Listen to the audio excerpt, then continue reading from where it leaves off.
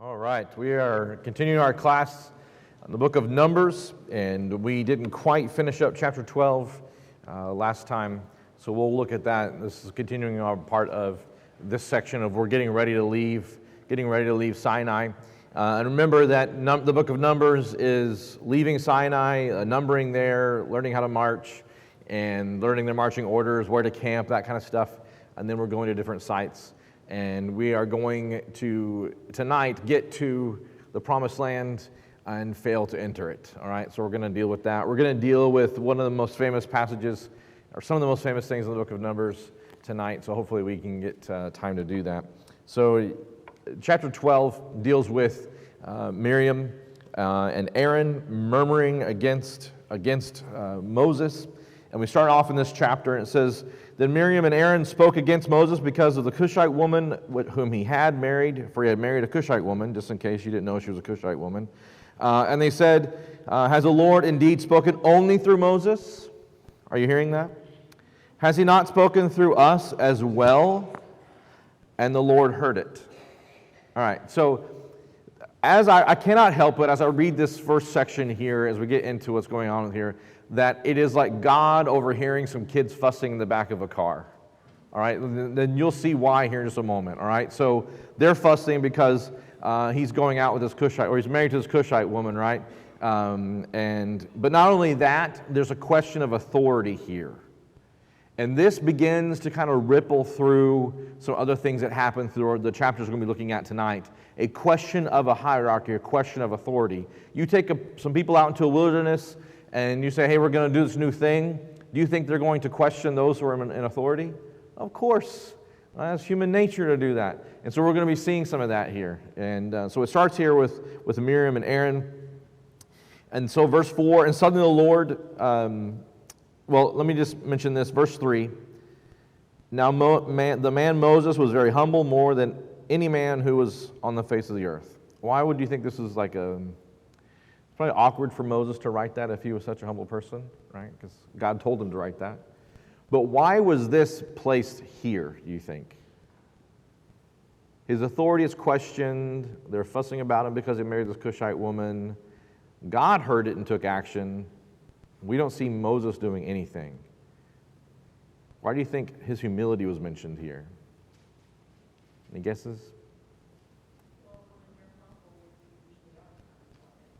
Yeah, he's like, I'm not going to deal with that, right? Maybe that's possible. That's kind of what I was thinking. Maybe he's just not dealing with it, and God's saying, well, I'm going to deal with it.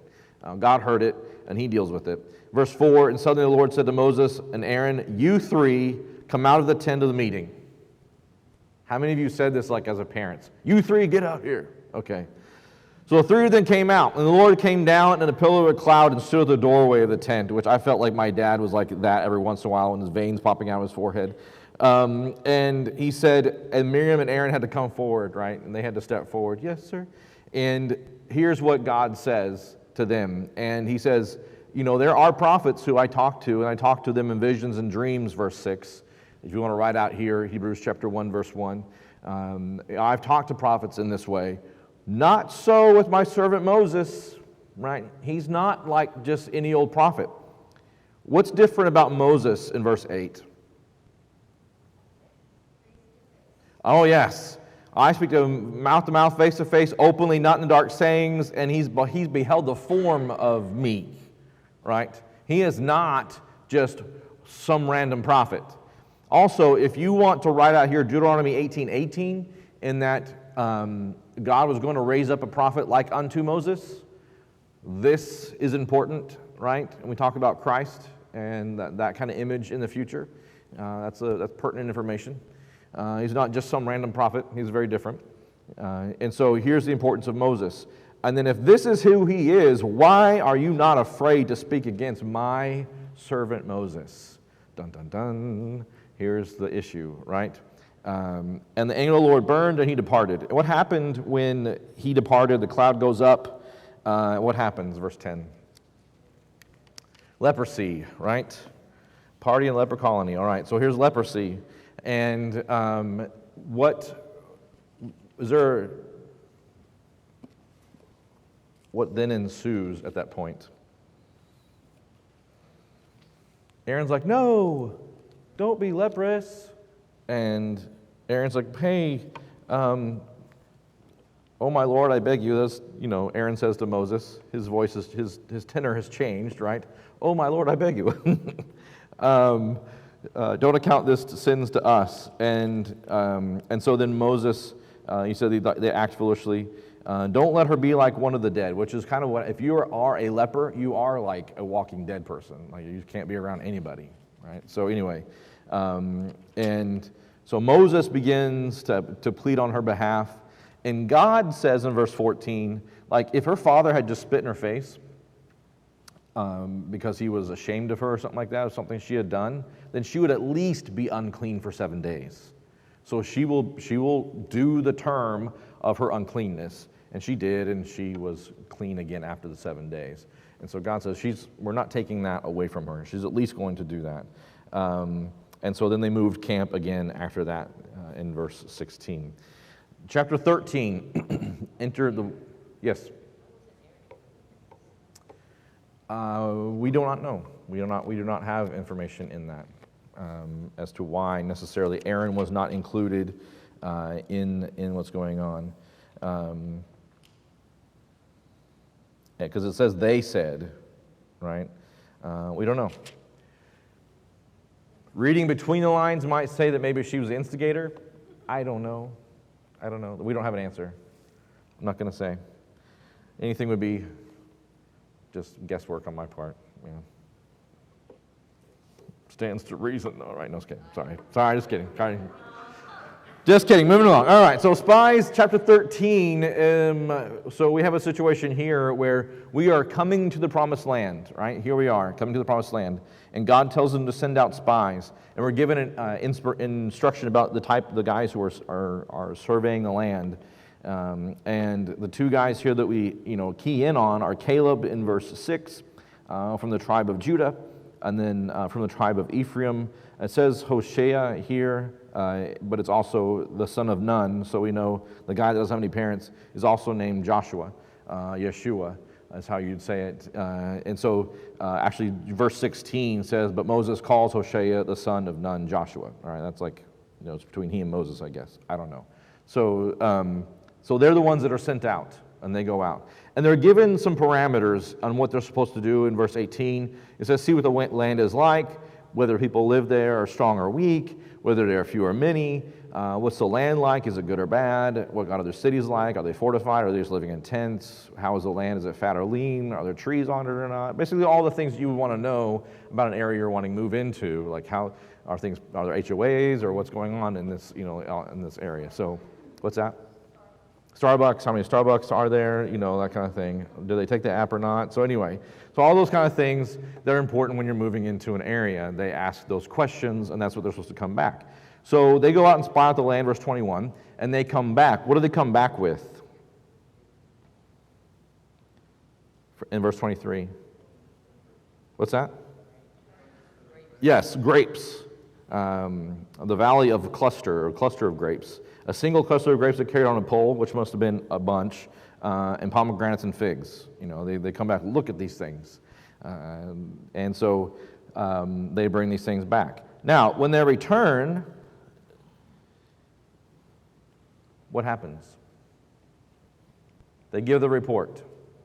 Look at all these fruits. The land is amazing. However, what's that? Well, that's full of giants, right? And thus they told him and said, we went into land, verse 27, where you sent us, and it certainly does flow with milk and honey. Check, right there on that box, yes. Nevertheless, the people who live in the land are strong, and the cities are fortified and very large.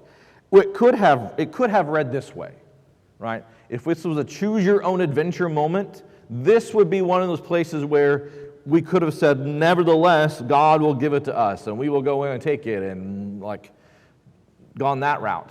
But they chose option B. Nevertheless, the people who live in the land are strong, and they forget about God. So they're making about the things that they're seeing, not about what they have seen and what they've seen God do. We're forgetting everything that God has done for them already. All right? And so they pretty much just forget about all that. The descendants of Anak are there. Amalek is living in the land. Verse 30, Caleb tries to kind of come in and give a rebuttal for what's going on. He quieted the people and said, "We should by all means go up and take possession of it, for we will surely overcome it." But the men who had gone up to him said, "We are not able to go up against it, for the people there are too strong for us." Do you see the issue here? Who are we talking about? Yeah, yes, it's obvious that if they were on their own, that they would not be able to overcome them. But this was not about them. This is about God working with them. And so they have forgotten all that. It's like they're not trained military people, right? Yes, ma'am. Oh, yeah? What's that?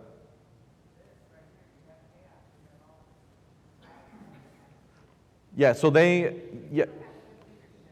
yes, and so these are leaders of households, right? These are leaders, these people that were selected to go out were leaders of their households, and they're not being, like you're saying, they're not being the leaders that they're supposed to be, and they're making poor decisions here in this. And so they gave a bad report, it says, verse 32, of the land. And the land, it says, this is a land, and this is like a what do you call this? A foreshadowing here. The land through which they have gone is spying out, is a land that devours its inhabitants. And all the people who we saw in it are men of great size. And again, they're focusing on their own sight. They're not big enough. And so they don't go. So what happens? I didn't move that, did I? Okay, well, now we rebel. We rebel at this point. In chapter 14, all the congregation lifted their voices and cried, and the people wept. That night, all the sons of Israel grumbled, and they rebelled. Would that we had died in the land of Egypt, or would that we had died in the wilderness. These guys are super dramatic. Have you noticed that? Like, super dramatic. So why is the Lord bringing us into this land to fall by the sword? Our wives and our little ones will become plunder. Would it not be better for us to return to Egypt? So they said, let us appoint a leader and return to Egypt. And Moses and Aaron fall on their face. And so they begin to, talk to them about this. Caleb and Joshua also are the same kind of thing. The land which was passed through the spy out is exceedingly good. And if Caleb and Joshua are speaking and saying that it's a great place, if the Lord is pleased with us, then he will bring us into this land which he gave to us, a land which flows with milk and honey. Only do not rebel against the Lord. Do not fear the people. The Lord is with us. Do not fear them. Verse 10, but all the congregation said to stone them. We need to do this, but the congregation says, no, stone them. Let's go back to Egypt and make bricks. It'll be fun, okay? And so then the Lord steps in. The Lord said to Moses, how long will this people spurn me? How long will they not believe in me, despite all the signs which I have performed in their midst? I will smite them with pestilence and dispose them, and I will make you into a greater nation than they. And then Moses intercedes on their behalf. Again, kind of a foreshadowing of Christ. He intercedes here, and we don't want to do this. In verse 19, he says, pardon, I pray, the iniquity of this people, according to the greatness of your loving kindness, just as you have forgiven this people from Egypt even until now. Keep forgiving them, Lord. And so he said, the Lord said, I have pardoned them according to your word. Surely all the men who have seen my glory and my signs, which I performed in Egypt and in the wilderness, yet have put me to the test these 10 times. God was counting. God was counting. Have not listened to my voice, shall by no means see the land which I swore, but my servant Caleb. And then he talks about how they're going to, just as they have spoken in their hearing, so I will surely do to you. Verse 29, your corpses will fall in the wilderness, even your numbered men according to your, from 20 years old and upward. Surely you shall not come into the land which I swore to settle, except Caleb and Joshua. Your children, however, whom you said would become a prey, I will bring them in, and they will know the land which you have rejected. For your sons shall be shepherds for 40 years in the wilderness, and they will suffer for your unfaithfulness. Does that still happen today? That children suffer for the unfaithfulness of their parents? I've seen it. I've seen it a lot. Where children suffer because parents are not being the leaders in the families they need to be. It's a human condition that if we do not lead like we're supposed to in our households, our children and future generations are suffering for it. It happens here, and we'll see it continue to happen even later on in our study tonight. So a very poignant reminder of, as we're reading through this book, these are things that happened, thousands of years ago, but mankind and in its infinite wisdom hasn't moved beyond these things that we continue to mess up. And so verse 34 tells them they're going to be in the wilderness for every day that they were in the land spying it out, that they're going to be in there for 1 year. In this wilderness they shall be destroyed, and there they will die.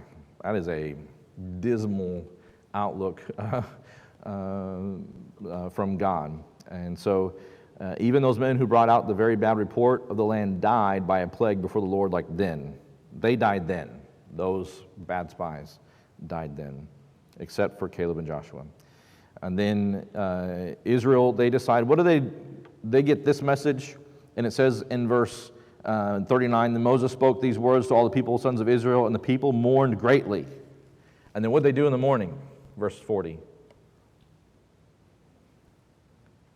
What did they decide to do?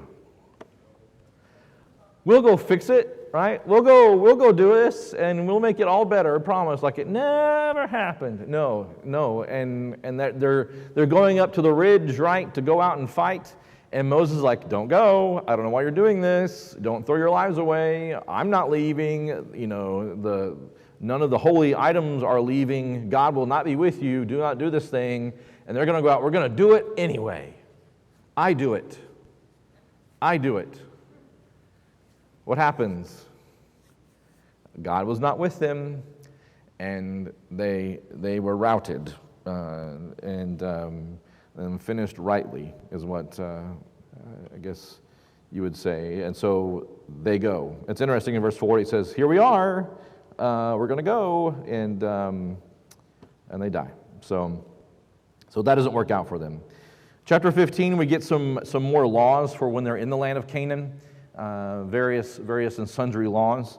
The Lord spoke to Moses, saying, speak to the sons of Israel, when you enter the land where you live, which I am giving you, then make an offering. And so we talked about several offerings we're supposed to make in chapter 15. And depending on what they offer, there's a certain amount of like grain offering and wine offering they're supposed to offer, depending on if it's a bull or a ram and those kind of things. And so it's kind of just this ordinance. In verse 14, it says, if an alien sojourns with you, one of many among you throughout your generations, and he wishes to make an offering by fire as a soothing aroma to the Lord, just as you, he shall do as well. In verse 15, over and over again throughout Numbers, we see there's one statute, one law among you, one law for all the people, one law to bind them all is kind of the idea here. So not a different law for those who are sojourning and a law for the Jews, but everybody has the same law. Now, if they want to be doing these things, and they want to practice these things, and they want to proselyte, so to speak, they have to fulfill all the law. They have to be circumcised. They have to go through they have to be pure. They have to be cleansed. They have to do those kind of things as well. It's not like they just want to pop in and like, hey, yeah, let's do this, but not be amenable to everything else. It's all or nothing. It's kind of how we read this text. And so they get some information there. In verse 17 says, when you go in and you eat of the food of the land, you shall lift up an offering to the Lord, like the first of your dough, the first of everything that you do. You're supposed to offer that to God. But if you forget, if you fail to do these things, like if you sit down at a meal and you forget to pray, this is your text. Okay, just kidding. Sorry. Long day. Okay, so they go in and they forget. If they forget to do this thing, then there's an offering they do if they unwittingly forget to do these things. And if they as a people do it, in verse 26, we're talking about an offering for everybody if they all forget, in verse 26. And then there's an offering, verse 27, if one person sins unintentionally, then there's an offering for that person that they're supposed to do. Verse 30, but the person who does anything defiantly, whether he is a native or an alien, that one is blaspheming the Lord, and that person shall be cut off from among his people, because he has despised the word of the Lord. So that's, just outright obstinate in that situation. We return to narrative in verse 32. What happens in verse 32? Verse 32, what happens? Somebody's gathering firewood on the Sabbath. You're not supposed to do that. That's a no-no. That's a no-no. Now, it's interesting that they put him in custody because it had not been declared what shall be done to him. But actually, it has been declared. Just the details of it haven't. So Exodus chapter 20, verses 8 through 11 says you're not supposed to do any work. Sabbath day is supposed to be holy. Exodus 31, 14 through 15, you want to write that out there beside this, tells them they're supposed to die. But it's not explicit in how they're supposed to die. So the information they're waiting on is like, how are we supposed to dispatch of this individual? And what does it say that they end up doing? They stone him, right? Which if all the people, and I don't know the details of how they did this, if all the people are going out and just like lining up and throwing one rock at him as they walk by, there should be a great heap of rocks around this individual, right? Even if it was just the men who are 20 years and older, if it's just the men who are doing this, it's still a great heap of rocks. So we don't know all the details of how they did it, but that would be a monument at that point. Under this pile of rocks lies a man who gathered sticks on the Sabbath, right? So, that would be interesting to see how that played out. But verse 37, there's an interesting kind of a reminder here.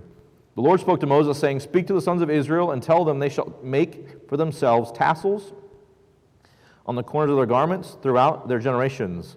And they shall put on the tassel of each corner a cord of blue. It shall be a tassel for you to look at and remember all the commandments of the Lord, so you do them and not follow after your own heart and your own eyes, after which you play the harlot. So there's like a physical reminder on them, these tassels that hang down below, and you've maybe seen them on Orthodox practitioners still, these tassels. Those are reminders of the commandments, and that they're supposed to make sure that they're following those things and they don't go beyond it. And so they're supposed to be holy. In verse 42, I am the Lord your God who brought you out of the land of Egypt. I am the Lord your God. So this is that information there about how they're supposed to be continuing to remember these things. Great reminders. Then the New Testament translation of that would be writing it on the tables of your heart, right? And making sure we put the law have I hid on my heart that I might not sin against you. That's Psalms, but that kind of idea, that's an internal thing as well. Something that we should be doing throughout our lives. All right. Chapter 16. I will say I was a bit excited about getting to this chapter. All right, some crazy things happen here. We are still challenging authority, all right? So brother and sister are challenging authority. God said, hey, don't do that. Now Korah is challenging the authority here in chapter 16. In these first few verses, we have this idea of what's Korah's rebellion and what he's going to do. And so now Korah and the sons of Issachar and the sons of Kohath. Now Korah is of Kohath, pertaining to the sons of Levi. Excellent. Anybody remember what Kohath is supposed to carry? Kohath, what are you carrying? Well, Bob, today we're carrying. What are we carrying? Do you remember? All the holy things, all right? Kohath carries all the holy things, all right? So not only, they're not carrying sticks and golden pedestals and stuff, they're carrying the holy things. So if you're going to carry super special things, they're the guys, all right? So the sons of Levi. And then we have some guys from Reuben as well that are there, and they took action. Verse 1 is what it says. And they rose up before Moses, and then 250 leaders of the congregation chosen. These are guys that should know better. And they assembled before them, and they said, you have gone far enough, for the congregation are holy, every one of them, and the Lord is in their midst. So why do you exalt yourselves above the assembly of the Lord? All right. A couple things here. What do you think he's arguing against? What is their beef right now with the leadership?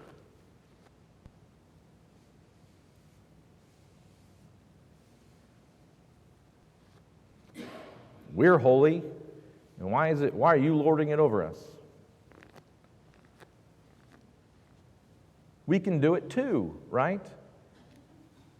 We should be able to do the things. You're not special. We should be able to do these things. So they have this self-proclaimed holiness, self-proclaimed level of things that they're supposed to be able to do, and then as well as this idea that they've been, Moses exalted themselves over it. Yes, sir.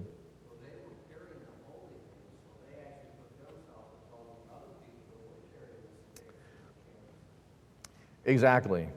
And they're in their minds, they're seeing a hierarchy. And I think as well, like they're not seeing, not only did they put themselves over people that are carrying other things, but they're not seeing who assigned this. So maybe in their minds, they're just seeing Moses come out of the tent and arbitrarily say, hey, this is what's going on. They may not be hearing the instruction of the Lord that says the thunder's down. They're hearing Moses, speak to them, and Moses is telling them what God has said. And they're saying that's not good enough. We're holy too. We're keeping ourselves, we're doing all the things. We're holy too. We can offer incense if we want to. And so they begin to push the threshold here of what has been prescribed. And so maybe it is the case that there isn't been this, it's just been God to Moses and Moses to the people. Moses saying this is what God is saying. And you could see where maybe you're thinking in the back of your mind, well, that's just Moses saying what Moses wants to hear, right? And then that word starts spreading around people. And so why does Moses get to do everything? Him and Aaron, like they're so special. Like nepotism, amongst these people. And so do you see how that can kind of start to spread? Do you see how that kind of vocabulary, that kind of verbiage can tear apart a people, can tear apart a nation? And so here this is happening. These are these that have raised themselves up. So Moses heard this and fell to his face because he understands what's going on. Look at how much in verse 5 Moses focuses on God's will.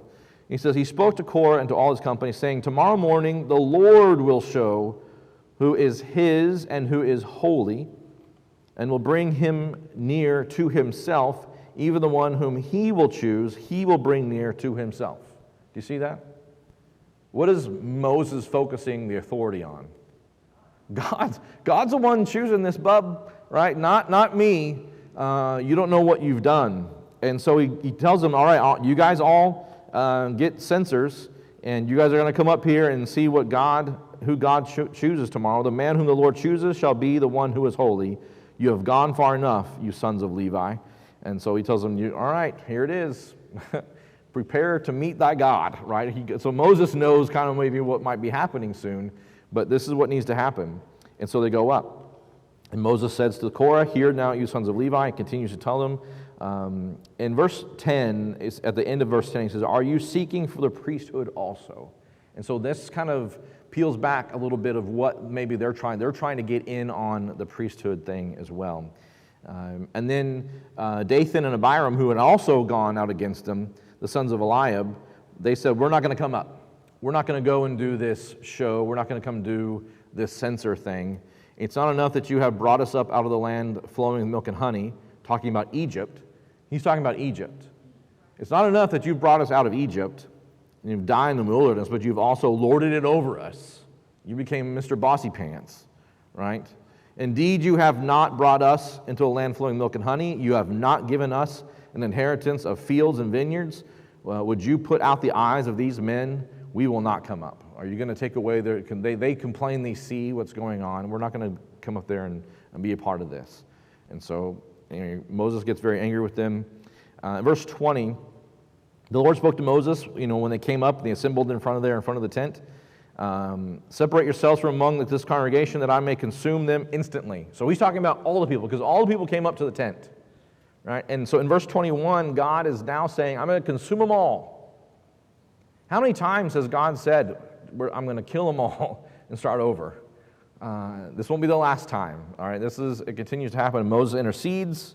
You don't kill everybody because of the sins of one. And so they tell the people, instruct the people, get back from the dwellings of Korah, of Dathan, and Abiram. And everybody gets away from all their dwellings and everything, right? And he says, depart now, verse 26, depart now from the tents of these wicked men and touch nothing that belongs to them, or you will be swept away in all their sin. So they got back from around the dwellings of Korah, Dathan, and Abiram. And Dathan and Abiram came out and stood in the doorway of their tents, along with their wives, their sons, and their little ones. Children suffering because of the unfaithfulness of parents. Moses said, by this you shall know the Lord has sent me to do these things, for this is not my doing. If these men die, verse 29, like everybody else dies, then it won't be God. Verse 30, but if the Lord brings about an entirely new thing, and the ground opens its mouth and swallows them up with all that is theirs, then they will descend alive into Sheol. Then you'll understand that these men have spurned the Lord. And as soon as he finishes talking, the ground opens up, swallows them all up, closes back in like they were never there. And they're gone. And guess what what happens at that moment? People lose their minds, right? They're running around like the ground is lava. And then verse 35, fire also came forth from the Lord and consumed the 250 men who were offering the incense. So the guys that were over there offering the incense, they also got consumed, right? The same way that Nadab and the sons of Aaron were also consumed. And so here, the censers, they get consumed, they get burned up, and they tell them to spread the ashes around. But they have these censers, 250 censers of bronze, and they're told to hammer them out and then put them on plating onto the altar. Now, the altar's already been plated, but these are to be set as reminders. It says several times, they shall be for a sign to the sons of Israel, extra plating on the side. It's obvious that this was here. These are going to be a sign. In verse 40, as a reminder to the sons of Israel that no lame man who is not of the descendants of Aaron should come near to burn incense before the Lord. And so they take the physical, actual censers where these guys have done this thing, and they hammer them out because they've been cleansed by the fire of the Lord. They are now holy. You can't use them for anything else. They hammer them out, which is not a fun process in and of itself, but they do it, and then they attach those things, 250 of them, to the sides of this thing. It's like decoupage on the side of this altar, maybe. But that happens. Now, verse 41. You sleep that night, hoping the ground does not swallow you up, right? And you dream about these things that happen. And then the next day, you wake up and decide that it's going to be a great day to murmur again against Moses. I don't get this. But they did it anyway, right? But on the next day, all the congregation of the sons of Israel, you are the ones who have caused the death of the Lord's people. And so they're the ones that are saying that it's their fault. It's your fault all those people are dying. What? Does that make sense? No, it doesn't make sense. It's not my fault somebody did something wrong. It's not my fault that this happened. And so they're placing blame there, and it's supposed to be with God. And then verse 45, get away from among this congregation that I may consume them instantly. And they fell on their faces. So again, God spoke, saying, I'm gonna kill them all. Hold me back, right? I'm gonna get rid of them again. But Moses said to Aaron, so there was this plague that began to go out amongst them. And Moses tells Aaron, take a coal from the altar and put incense on it and go out with incense among the people. And so we see in the text here that he does that very quickly. He runs out and he does, taking incense among the people to kind of so God would stop killing them. But in the time that took him to do that and go throughout all the people and come back to the temple, to the tabernacle, 14,700 people died. As they rose up to murmur against the Lord. You will be holy. You will be holy. Over and over again, people are doing this thing, rising up against God, rising up against what he has commanded them to do. And again, we see this in verse 17. God prescribes something to help them understand that what Moses or what Aaron is doing is from God. we have the Aaron's rod here, and so at the end of, where is it? Okay, no, it's 18, sorry. I'm getting ahead of myself. So verse 2, speak to the sons of Israel and get from them a rod for each father's household. So 12 rods, and have their names on all of them, right? And do the same thing with Aaron for the sons of Levi. And deposit them in the tent of meeting in front of the testimony where I meet with you. Put them there. And what's supposed to happen? How is the priesthood chosen again, or at least shown that this is from God, not from Moses? The one that buds, right? The one that buds. Now, what's interesting here, on the next day when they went in, the rod of Aaron, not only, like maybe you've seen like a rod that you stick in water, or like a stick that you stick in water and it starts to bud little leaves or little shoots a little bit. Maybe you've seen that. Anybody do planting? Okay. I've Googled it. So that happens. It wasn't just that, right? The rod of Aaron for the house of Levi sprouted and put forth buds, produced blossoms, and bore ripe almonds. It wasn't like you could go in there and say, well, Moses just put it in a pot and it gave it some water and gave it a little, no. It was beyond doubt that this was a miraculous thing, that God had chosen Aaron. And again, this sign to them that he was chosen. This was again, for what we said early on, we're questioning authority out in the desert.